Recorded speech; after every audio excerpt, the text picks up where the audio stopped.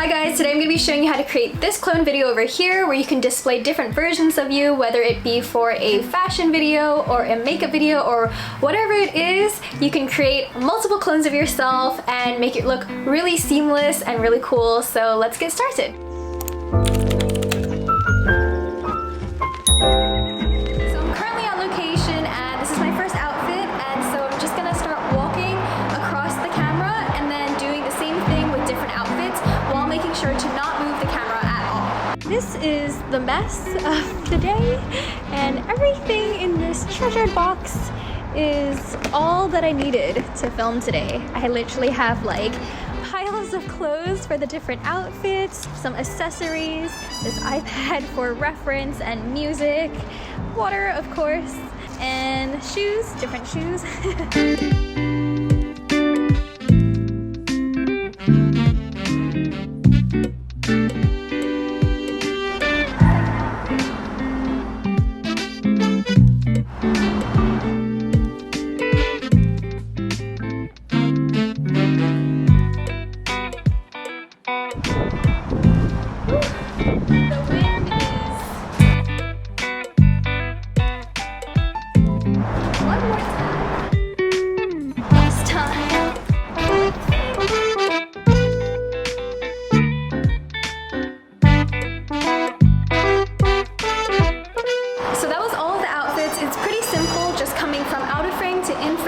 Just doing little different pieces of like movements or poses with each one of them.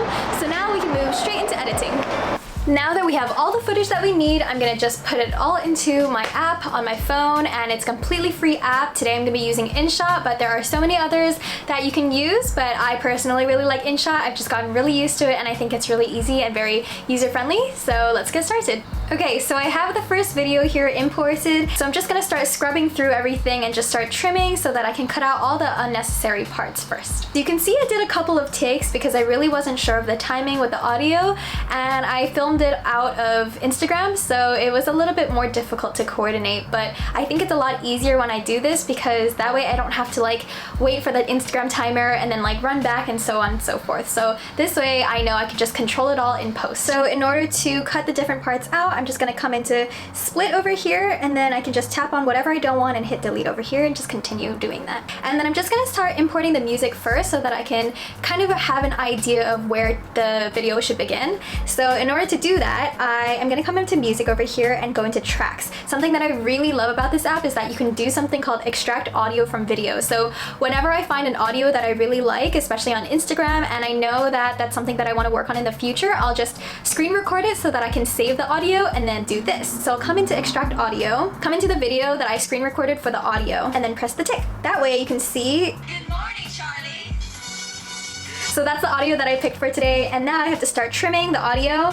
And bear in mind it will shift. I think that's something that InShot should work on, because every time I want to move the different video shots, the audio might shift a little bit, or it's kind of like a little bit difficult to be more precise with it. So yeah, bear that in mind if you do put in the audio first. But I like to do that so that it can help me judge how the video is gonna look early on. Now that I think I got the audio to sync as closely as possible to my video, I'm gonna move on and start with the second clip, which is the second outfit. And so I'm gonna go over to PIP, which stands for picture in picture. I'm gonna import my second video. So I'm gonna take this bottom right corner with the arrow and just stretch it all the way so it fills the screen. So that's my second pose. I go like this.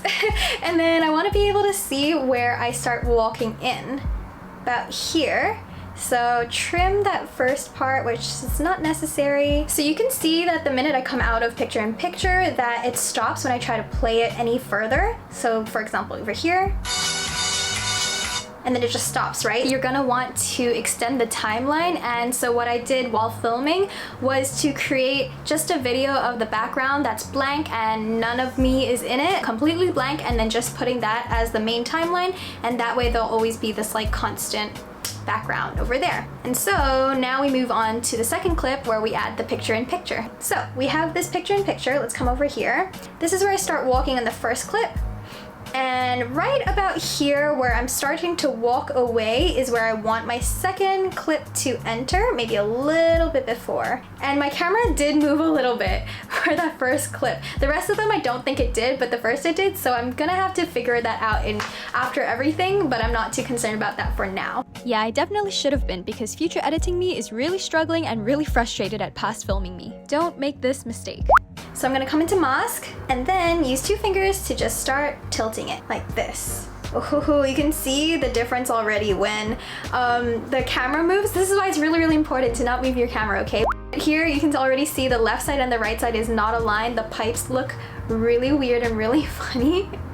So we are just gonna roll with it right now. Like here-ish, where I just enter in, okay? Like this. And you can also see the lighting difference. Hopefully there aren't any more mistakes like this, but it's okay. It's okay. This is what editing is for. You can fix everything in editing. So press this tick, and now you have this mask. And also, don't forget, because you have this really harsh line, you can actually feather it by moving this little square situation over here. So I'm actually gonna move it here, because look, if you put it too close to either side, you start looking transparent, and we don't want that. And also make sure to just be wary of stuff like the shadows, because it's really obvious when you erase the shadows, okay? So just kind of like here. Now, you can see that as I'm walking out, I'm walking in here, and it looks a little bit crazy. It looks a little bit funny, but don't worry yet. This is the really important tool that we're gonna be using today, Keyframe. What keyframing does is that it allows the program to follow your edits. So for example, if I start the mask off over here, and then as I move along, you see how the second part of me now is like a little bit blurry?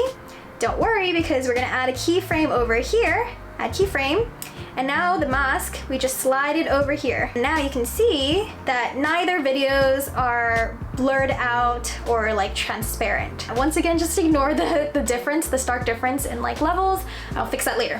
Okay, so far this is what it looks like. I think it looks pretty okay besides like the little shift. And now we're gonna move on to the third clip. And you can see it's full screen because the background, the frame turns red. So I'm gonna trim it again and then repeat. Now we continue with the rest of the clones. I ran it in so many times and then I ran out. I was like, no, this isn't the take. This isn't the take. Let's try that again.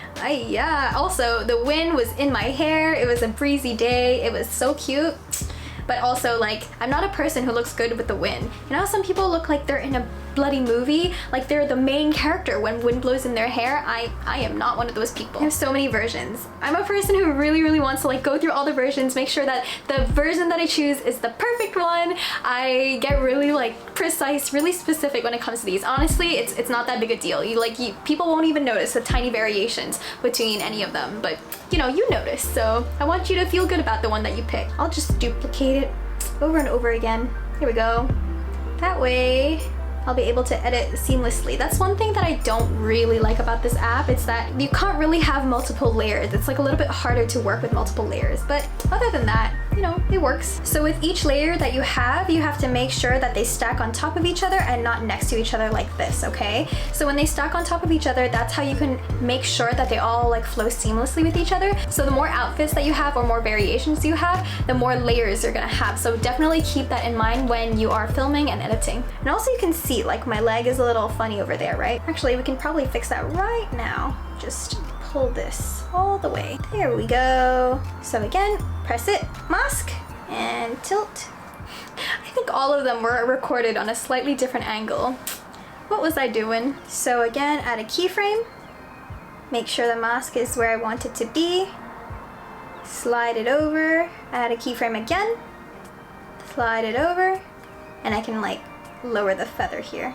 Make sure you watch everything over a couple times so you don't miss things. So I'm just gonna keep correcting and then playing around with the mask and the levels and all that, and then I'll be right back. So now that I have all of my clips stitched together like this, right, I just need to adjust for the color and adjust for the sizing. So the first video, I obviously know that I moved it a little bit. The other three, I didn't move so much, but the first one, I remember I like took my phone out and I was like, oh no, why did I do that? So I'm just gonna come into Canvas, zoom it in a little bit, move it up and down, and then just keep going back and forth to see whether or not it kind of matches. And now you can see that there are pretty stark differences between each layer, especially this third one, right? Okay, you can see this like really harsh line. So in order to fix that, just come back into PIP, click on that layer.